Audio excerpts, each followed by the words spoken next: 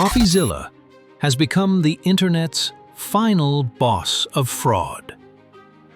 Whether you're running a $30 billion crypto exchange or you're one of the biggest YouTubers alive, if you're scamming your audience, you will get exposed.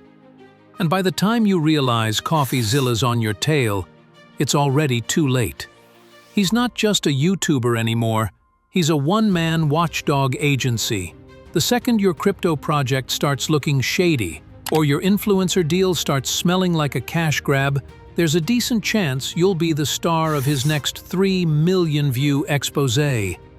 Jake Paul learned that the hard way.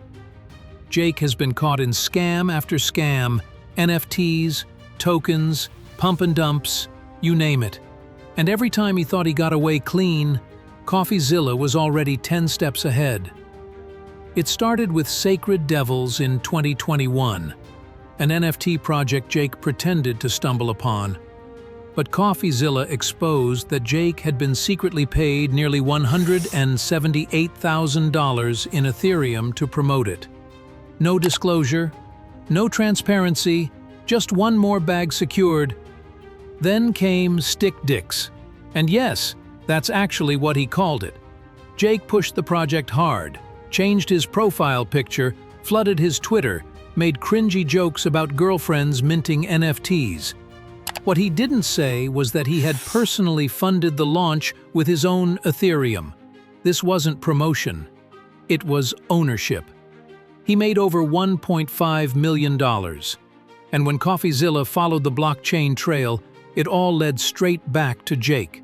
I have here in front of me the StickDicks deployer address, the one who created all of the NFTs here, right? The whole contract for this. And would you like to know who funded this whole project? The biggest dick of all, Jake Paul.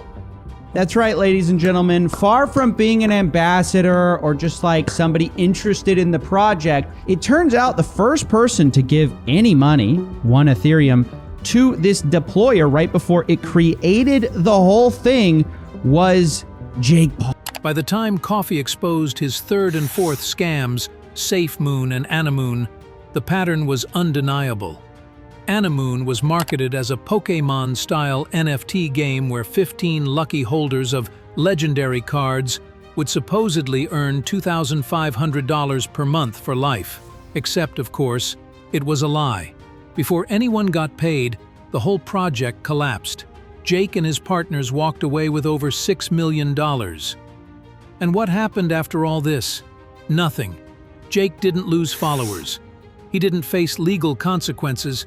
He just moved on, pivoting from crypto grifts to suspicious boxing matches and influencer leagues.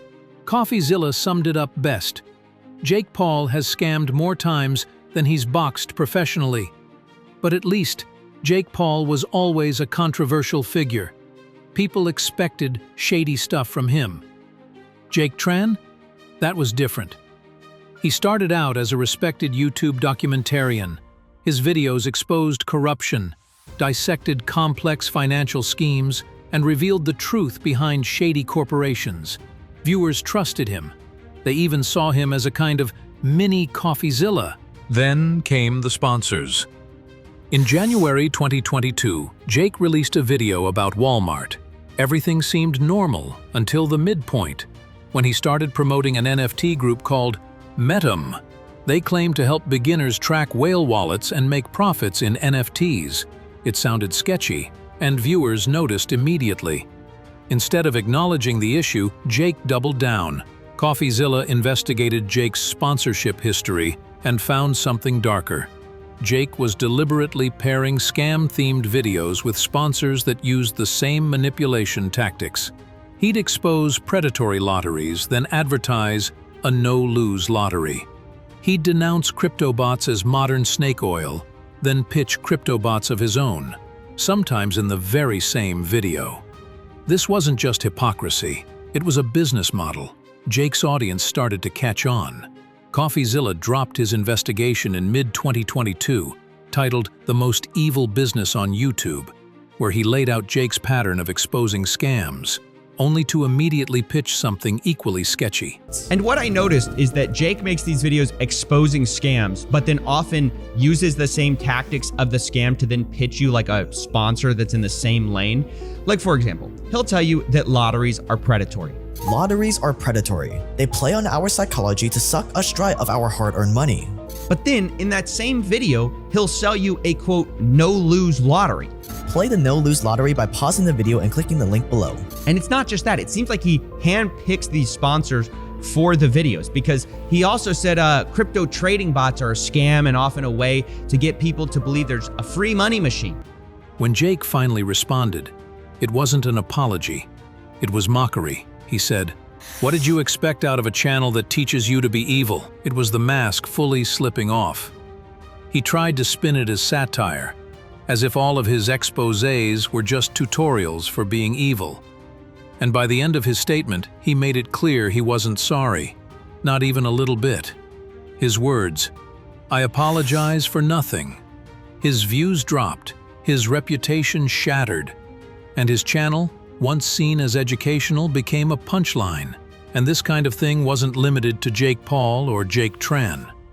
IShowSpeed also got caught up in a crypto scandal, but his reaction was very different. In November 2022, Speed shocked fans when he did a live stream with what appeared to be Cristiano Ronaldo. Except, it wasn't.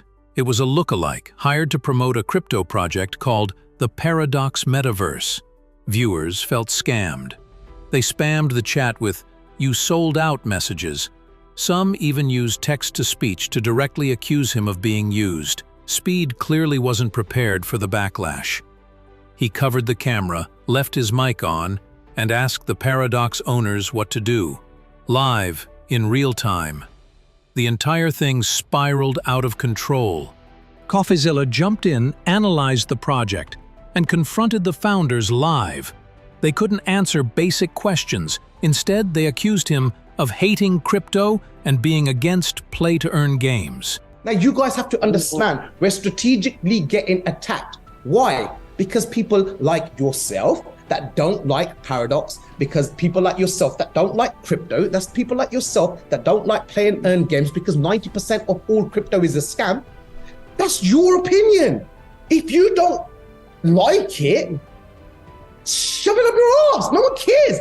Even Charlie, moist critical, chimed in, saying Speed needed older, smarter people on his team to vet deals before they blow up in his face. I absolutely think that he needs to pay more attention to this kind of shit, and he also needs people around him on his team that are old enough to rent a car and actually have experience in life that can look at things like this, go through it, and then decide if it's legitimate or not, and then relay that information to him. Because right now, it doesn't seem like he has that team. From the look of things, he's got a bunch of people around him that just care about money, like Mr. Krabs here, so it leads to absolute catastrophes like this.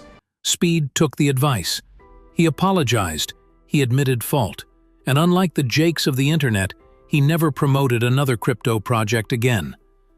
But for every Speed who learns, there's a Ben Phillips who doesn't. Ben, a former prank YouTuber, quietly promoted SafeMoon, the same scam Jake Paul helped push. He tweeted about its value, hyped it up, and convinced fans to hold.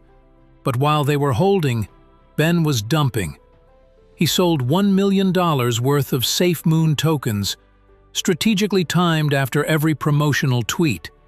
Coffeezilla cross-referenced the blockchain and old tweets to prove it. Ben bought luxury cars, posted gold-covered steaks on Instagram, flew private jets, but his videos now barely cross 100,000 views. The Rolls-Royce hasn't been seen in over a year.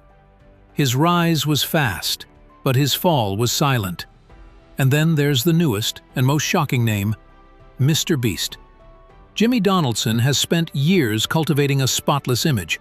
He's the philanthropic YouTube giant, the guy who plants trees, gives away islands, and makes poverty-ending headlines. But according to recent allegations, he may have quietly profited over $23 million from shady crypto deals behind the scenes. Coffeezilla didn't pull punches. He posted a full investigation. He reviewed wallet transactions, token deals, and Jimmy's interviews. And while nothing was conclusive, the evidence painted a messy picture. Jimmy claims he didn't manage the wallets, but multiple clips suggest he gave instructions on what to buy and when to sell. In one interview, Jimmy says he bought CryptoPunks. A bunch. Wait. Yeah, I bought quite a few. How many? I don't want to say, but You have to No, say- please. bro, you I, have to say. I bought multiple ones. Yeah. Well, bro, are you in double digits, punks? Double, just shy. Huh. Well, this clip is very interesting because Jimmy said he made the decision to get CryptoPunks based on a call with Gary Vee. But those punks are owned by the wallet we just said was controlled by Jason. So it appears sometimes MrBeast is telling Jason what to buy for this fund. After a call with Gary Vee, but those punks were owned by the wallet Coffeezilla was investigating. That same wallet sold the punks, then bought V Friends, again at Jimmy's direction. The mystery is still unsolved. Did Jimmy directly control the wallets? Was he hands-on or just the face of a shady fund? No one knows for sure. But as Coffeezilla pointed out, sometimes it's not about whether they pulled the trigger. Sometimes it's about the value their name brings to the scam, and whether they were willing to let others cash in on that name.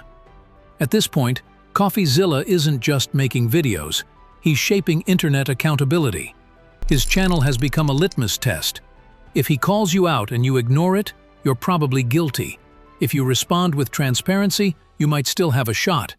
But one thing is clear: if your business model relies on lies, grifts, or exploiting fans, you should start sweating now, because Coffeezilla is watching.